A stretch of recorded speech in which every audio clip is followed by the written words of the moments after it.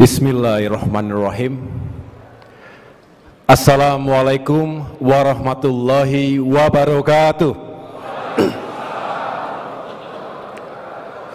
Selamat pagi dan salam sejahtera untuk kita semua. Shalom. Om Swastiastu. Namo Buddhaya, salam kebajikan. Yang saya hormati dan muliakan Menteri Pertanian Republik Indonesia, Bapak Andi Amran Sulaiman. Berikan tepuk tangan untuk Bapak Mentan kita.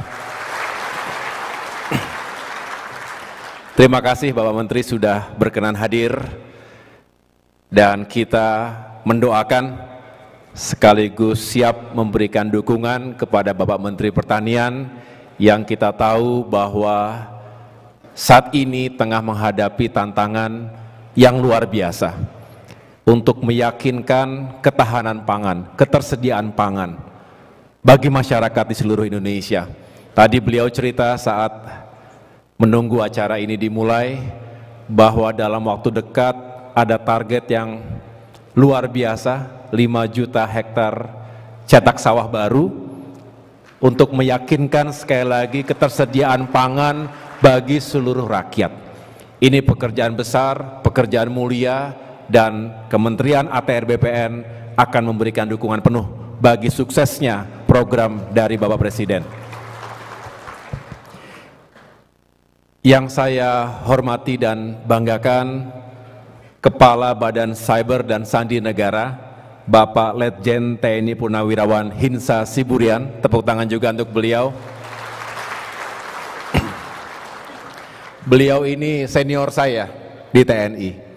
Saya pernah bekerja di bawah beliau dan luar biasa rekam jejaknya, dan terima kasih Bapak selaku Kepala BSSN selama ini juga telah memberikan dukungan penuh kepada ATR dan BPN untuk meningkatkan upaya penguatan digitalisasi, termasuk untuk semakin masifnya sertifikat elektronik yang diberlakukan di seluruh Indonesia.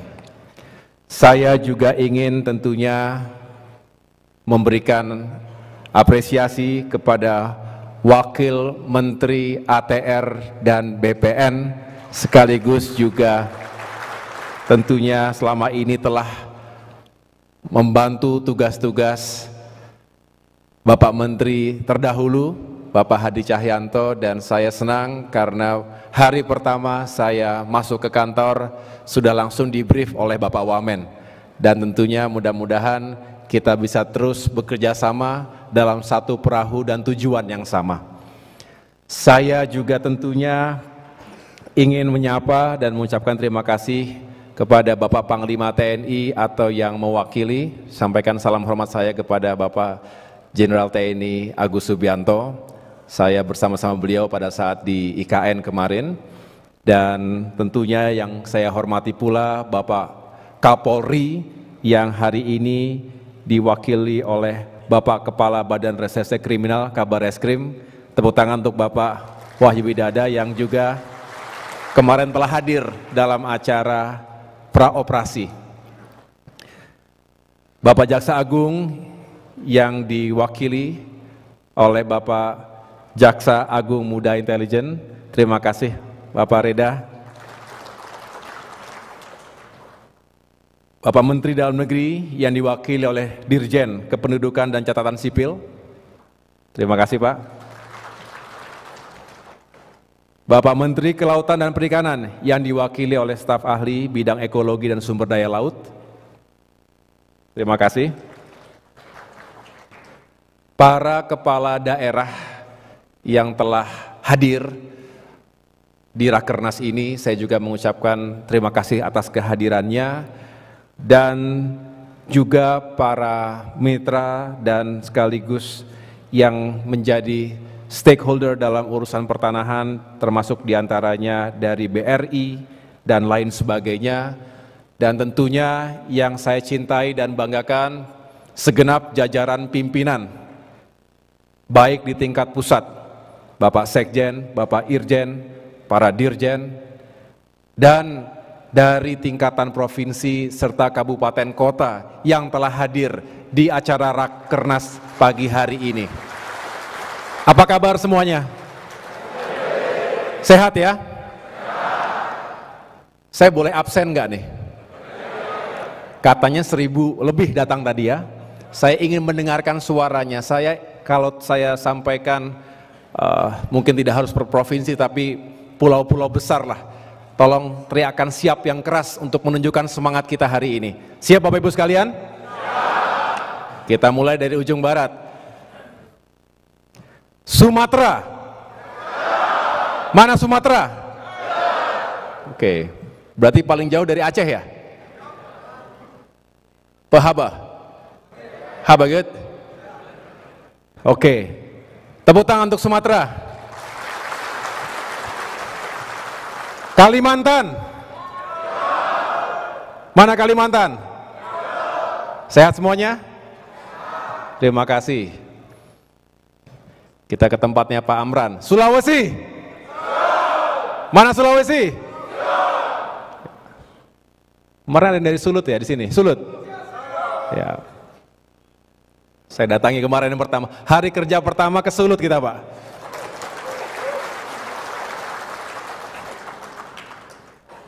Maluku ada? Termasuk Maluku Utara, betul? Ada Maluku Utara juga sih? Oke.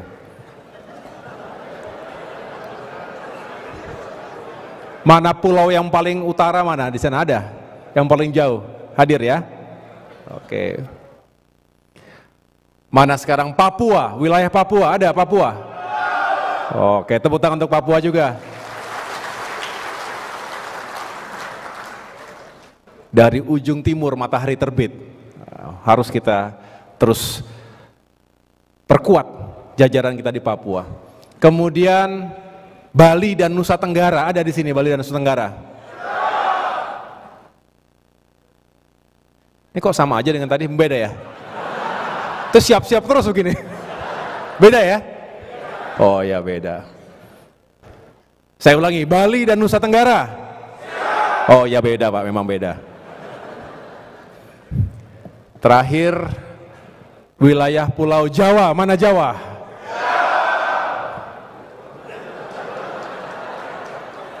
Ini Jawa semua ini. Jawa Barat, mana Jawa Barat? Oke. Banten? Kok agak lemes? Banten? Oke. DKI Jakarta? Ya. Paling jauh ya. Jawa Tengah. Oke, terima kasih. Daerah Istimewa Yogyakarta. Oke. Paling banyak tanahnya itu, Pak. Yang terakhir Jawa Timur. Oke.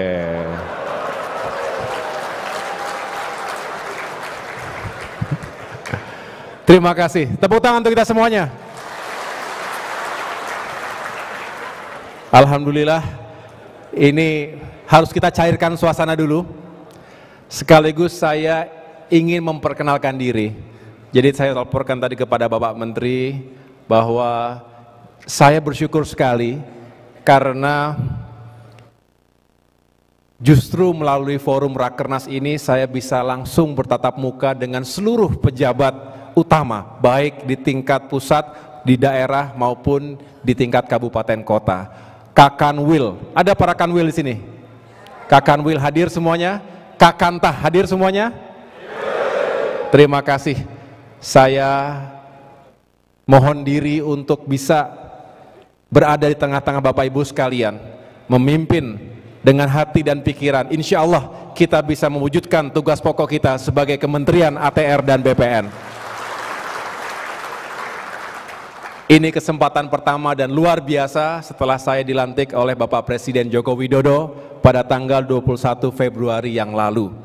Dan ternyata ada forum yang penting sekali yang seharusnya dijalankan di awal tahun, tapi karena kita menunggu setelah pemilu dijalankan, Tapi saya justru bersyukur, walaupun sedikit terlambat dari sisi waktunya, tetapi menurut saya ini menjadi sangat penting dan strategis karena saya bisa bertemu secara langsung dan juga bisa menyampaikan beberapa hal yang perlu untuk dijalankan. Bapak Ibu, para pimpinan dan pejabat di lingkungan Kementerian ATR BPN se-Indonesia, melalui forum rapat kerja nasional ini saya jadi teringat apa yang disampaikan oleh Bapak Hadi Cahyanto ketika melakukan serah terima jabatan. Beliau mengatakan ketika itu, Mas AHY, di Kementerian ATR ini organisasinya ada kemiripan dengan TNI, memiliki struktur mulai dari tingkat pusat sampai ke tingkat daerah. Jadi saya yakin Mas AHY akan mudah beradaptasi. Kemudian beliau juga mengatakan, saya juga memberikan seragam kepada para pejabat dan pegawai di kementerian agar tumbuh disiplin dan kebanggaan kepada institusi. Ternyata saya melihat di sini dan saya mempelajari bahwa bukan hanya kedisiplinan dan kebanggaan kepada institusi, tapi juga Bapak Ibu sekalian memiliki daya kreativitas. Nah, ini terbukti ketika saya berkunjung ke Kota Manado ketika itu. Saya melihat foto saya di baliho di depan kantor ATR BPN sana, berpakaian seragam seperti ini. Padahal waktu itu seragam pun belum punya saya. Ini baru jahit, baru selesai kemarin Pak.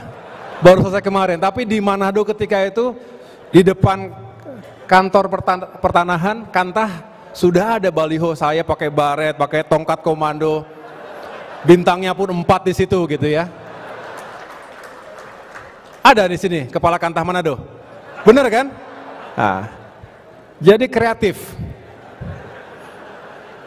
Inovatif. Nah, mudah-mudahan kreativitasnya tidak berhenti di Photoshop-nya, tidak berhenti di AI, tapi juga dalam menghadirkan pelayanan terbaik untuk seluruh masyarakat Indonesia. Ini pesan utama dari Bapak Presiden Joko Widodo. Bapak Ibu, ketika saya menerima mandat sebagai Menteri ATR dan Kepala BPN, Bapak Presiden menekankan 3 hal. Yang pertama, mendorong agar penerapan sertifikat tanah elektronik bisa dijalankan lebih masif. Yang kedua, melakukan revisi peraturan terkait pemberian hak atas tanah dalam mendukung pelaksanaan carbon trading. Dan yang ketiga, mempercepat pendaftaran 120 juta bidang tanah melalui program PTSL, pendaftaran tanah sistematis dan lengkap. Dan saya meminta ketiga hal itu menjadi prioritas utama dalam Rakernas ini. Bapak Ibu yang saya hormati, Rakernas tahun ini kita beri tema Tata Kelola Pertanahan dan Tata Ruang yang modern, berintegritas, dan berstandar dunia. Saya memandang tema ini sesuai dengan visi Bapak Presiden untuk menjadikan Indonesia sebagai negara maju. Salah satu syarat negara maju adalah tertib administrasi yang mengedepankan transparansi dan akuntabilitas. Tertib administrasi akan memberikan kepastian hukum termasuk dalam tata kelola pertanahan dan tata ruang, sehingga menjadi instrumen keadilan sosial bagi seluruh rakyat Indonesia. Saya beri contoh, 2 minggu lalu ketika saya memberikan atau melakukan pembagian sertifikat kepada warga di Sulawesi Utara, tepatnya di Kota Manado, tepatnya di Malalayang, Desa Malalayang, ada seorang nenek berusia 80 tahunan. Tadi ada di video tadi, namanya Oma Adela. Ia memiliki sebidang tanah dan rumah di situ selama 40 tahun, tetapi belum memiliki sertifikat. Apa dampaknya?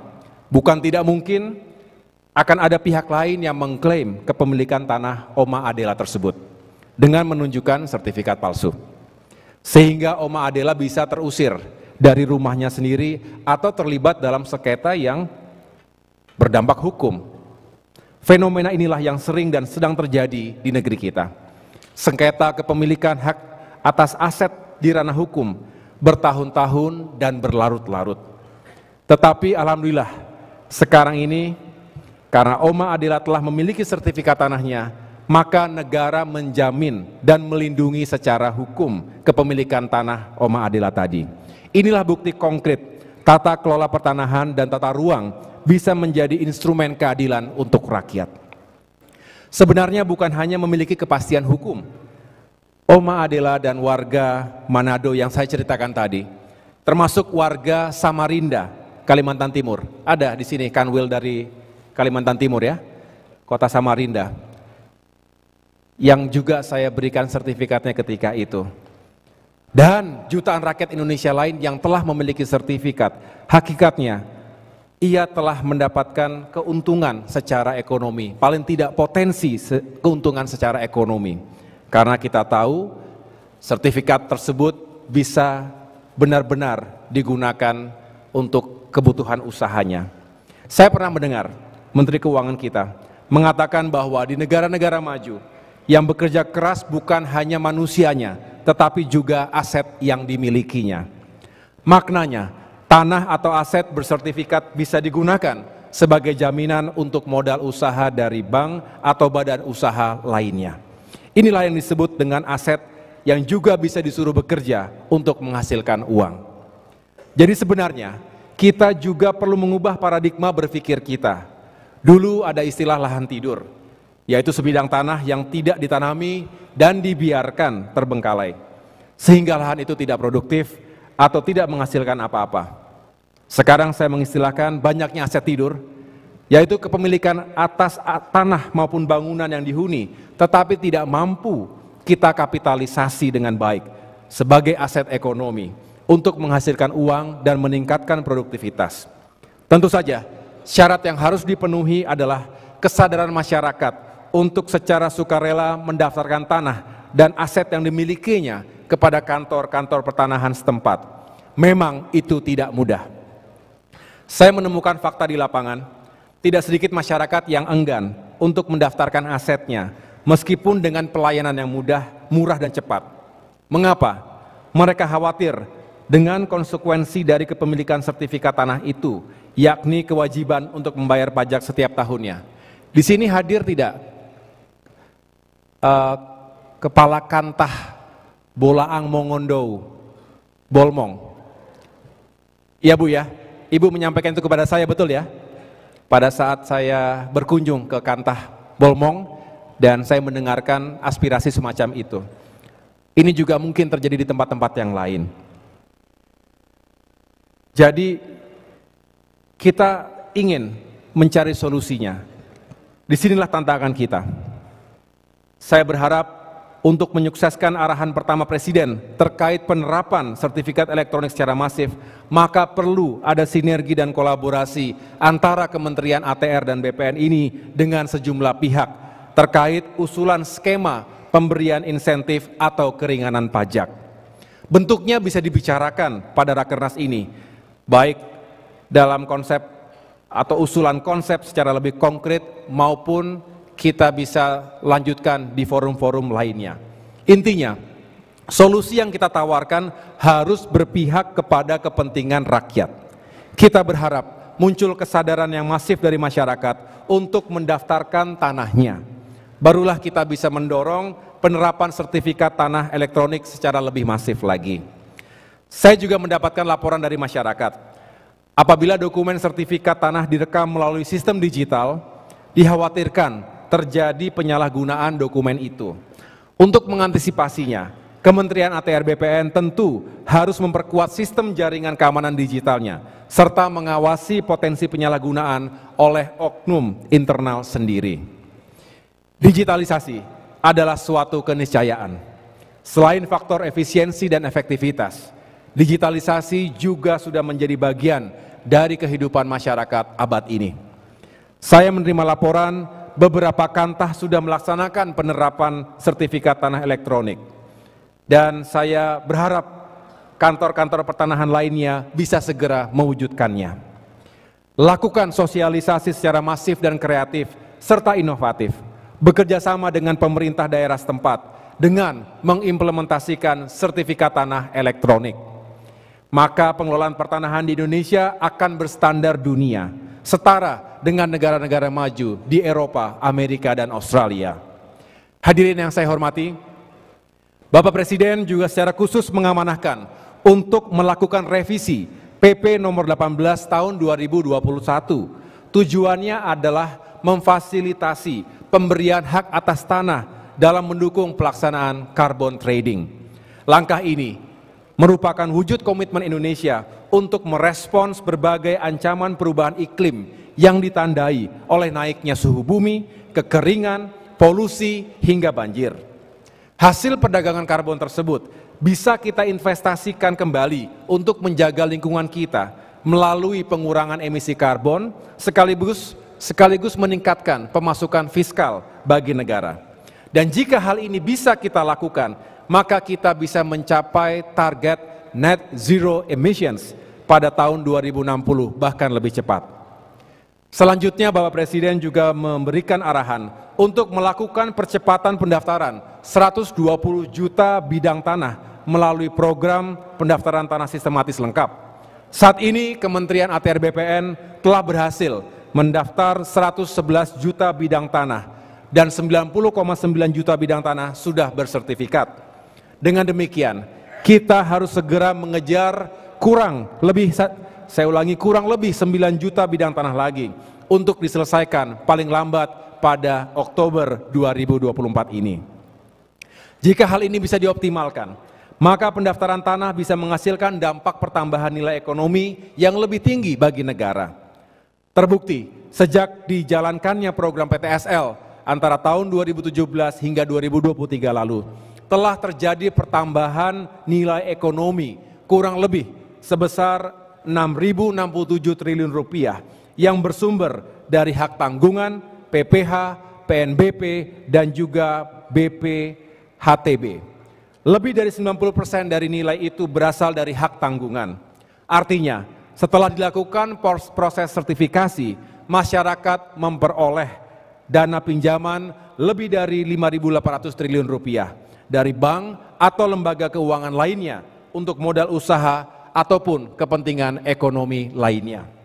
Namun, jika masih ada masyarakat yang berkeberatan karena adanya beban pembayaran BPHTB, bea perolehan hak atas tanah dan bangunan, maka saya instruksikan kepada Kakanwil dan Kakantah untuk berkoordinasi secara ketat dengan para kepala daerah agar bisa membebaskan, paling tidak meringankan BPHTB tadi pada pendaftaran tanah pertama kali. Saat ini baru ada 120 kabupaten kota yang telah membebaskan atau meringankan bea tadi. Ke depan harus kita tingkatkan. Sementara itu, komitmen untuk percepatan sertifikasi tanah-tanah wakaf dan rumah-rumah ibadah serta perlindungan tanah-tanah ulayat masyarakat hukum adat harus terus dilanjutkan. Jangan ada diskriminasi. Selain 3 arahan tadi, dalam kunjungan ke Ibu Kota Nusantara minggu lalu, Bapak Presiden juga mengingatkan kepada kita tentang penyelesaian persoalan 2086 hektar lahan di IKN. Persoalan ini harus segera dituntaskan dengan clean and clear, sehingga para investor memiliki jaminan kepercayaan atas investasinya di IKN.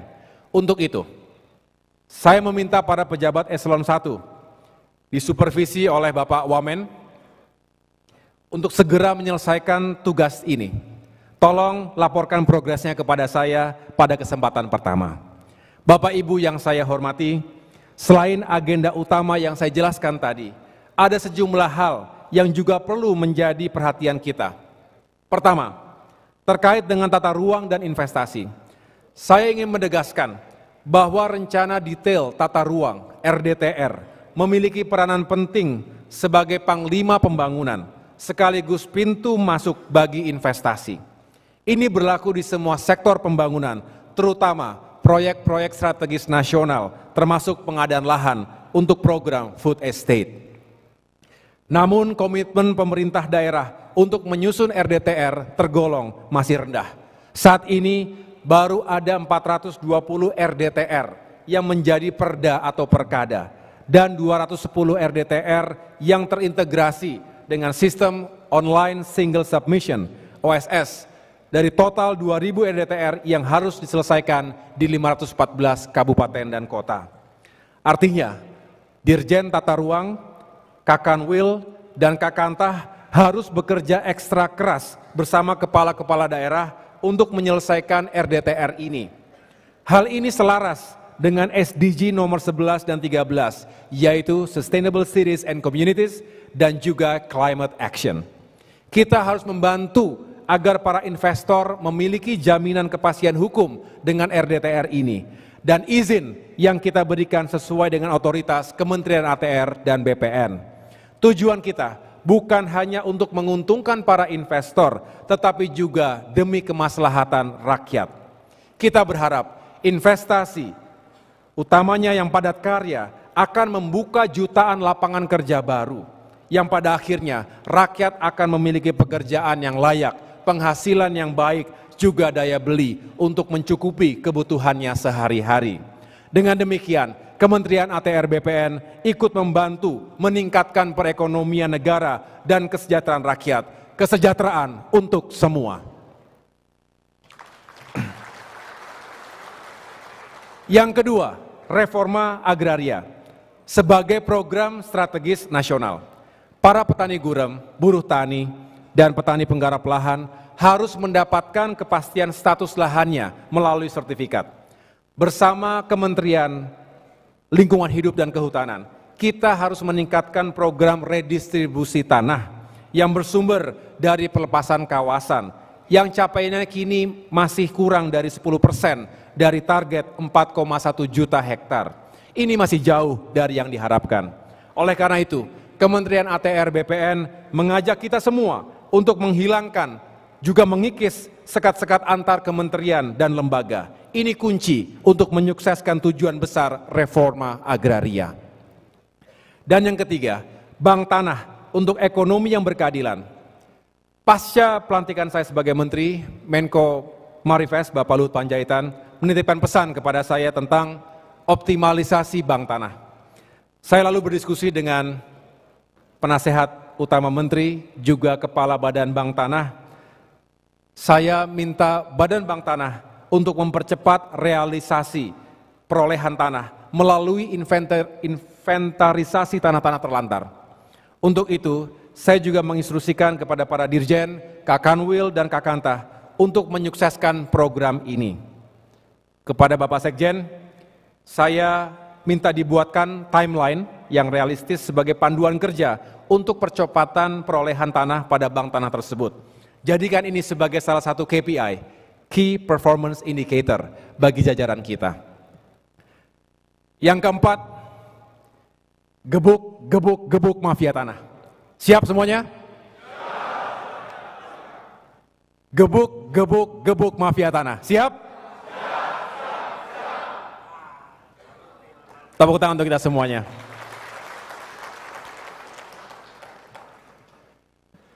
Persoalan mafia tanah sudah menjadi penyakit masyarakat.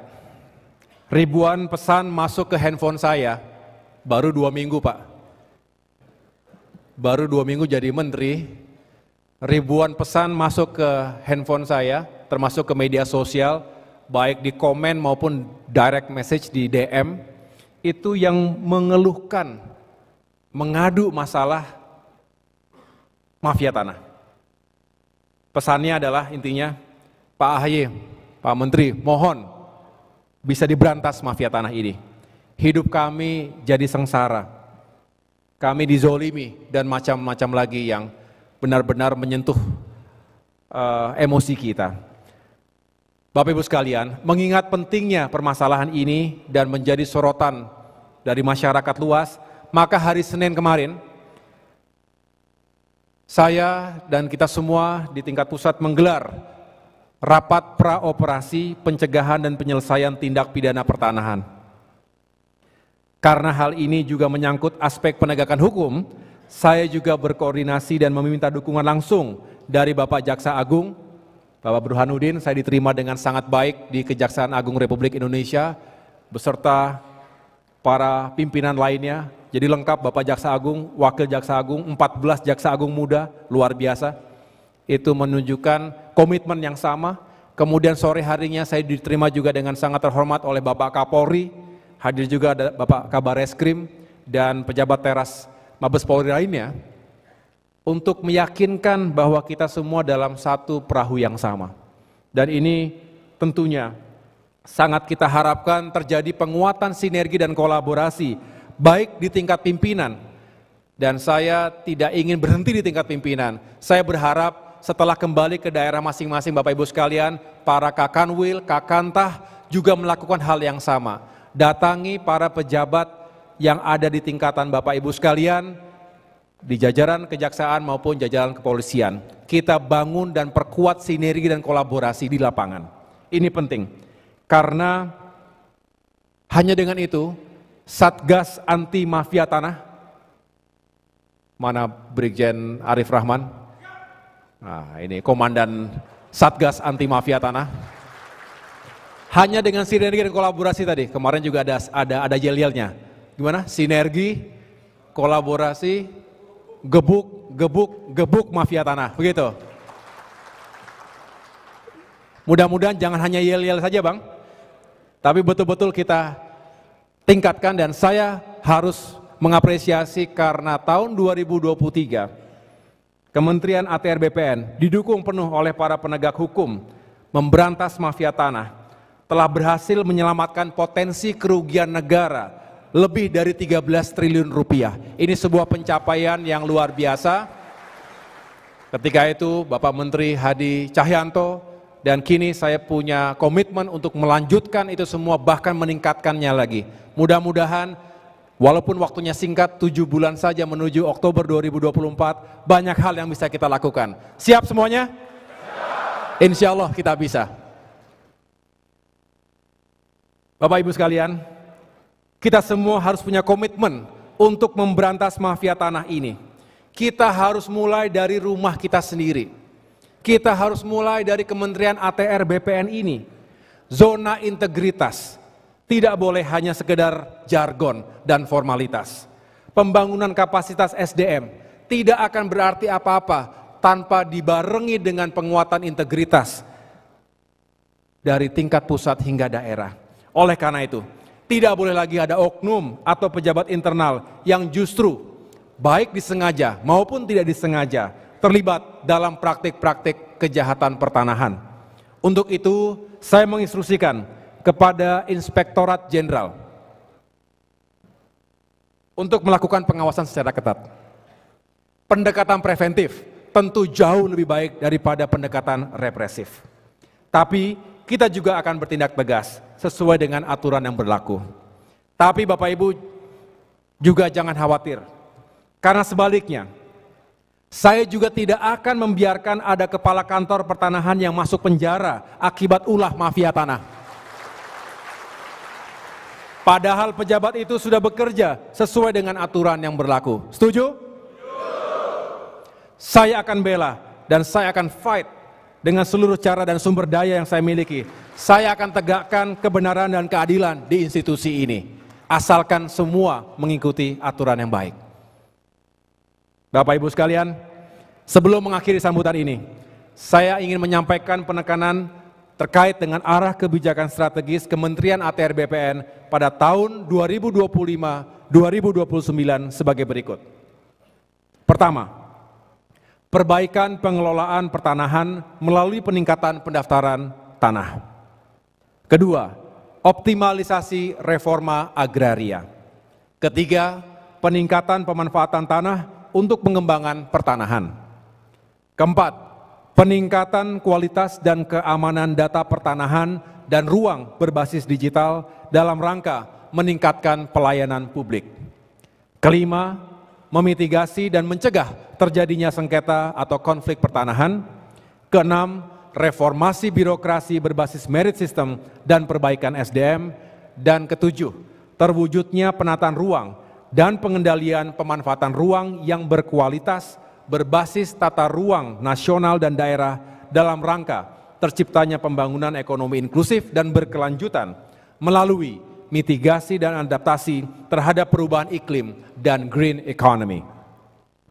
Saya minta para peserta Rakernas bisa menjabarkan dengan baik 7 penekanan arah kebijakan strategis tersebut.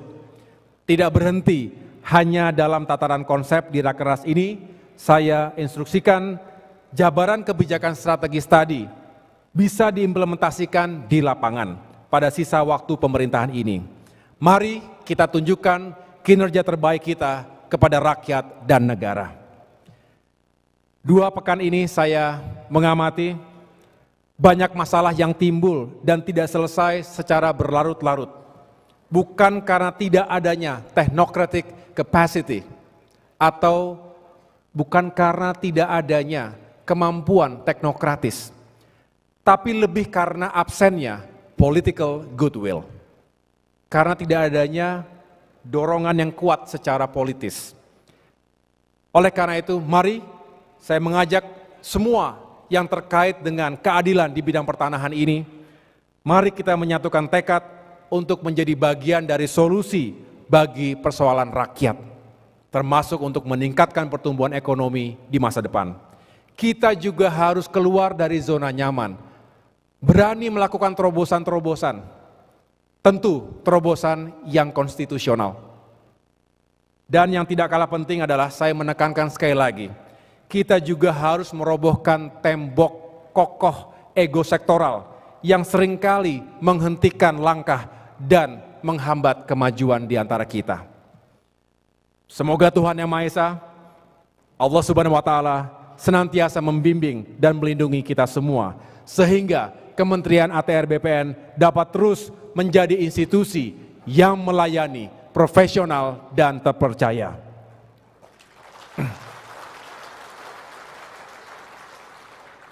Akhirnya, dengan mengucap Bismillahirrahmanirrahim, Rapat Kerja Nasional Kementerian Agraria dan Tata Ruang Badan Pertanahan Nasional tahun 2024 saya nyatakan dibuka. Terima kasih. Wassalamualaikum warahmatullahi wabarakatuh. Untuk membuka acara secara simbolis, kami mohon Bapak Menteri ATR Kepala BPN untuk melakukan atau persesuaian pada podium untuk mengikuti panduan dari kami, dan mohon mendampingi Wakil Menteri ATR, Wakil Kepala BPN, Sekretaris Jenderal, dan Inspektur Jenderal.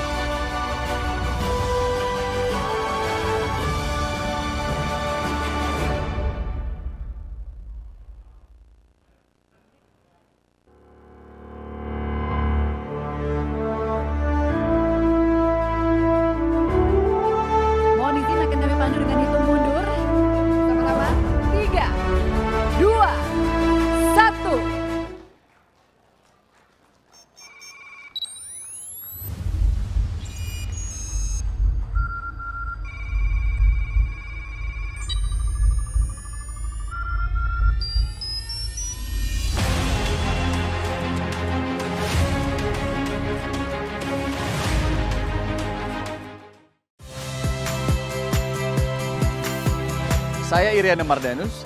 Saksikan program-program Kompas TV melalui siaran digital, pay TV, atau media streaming lainnya. Kompas TV, independen, terpercaya.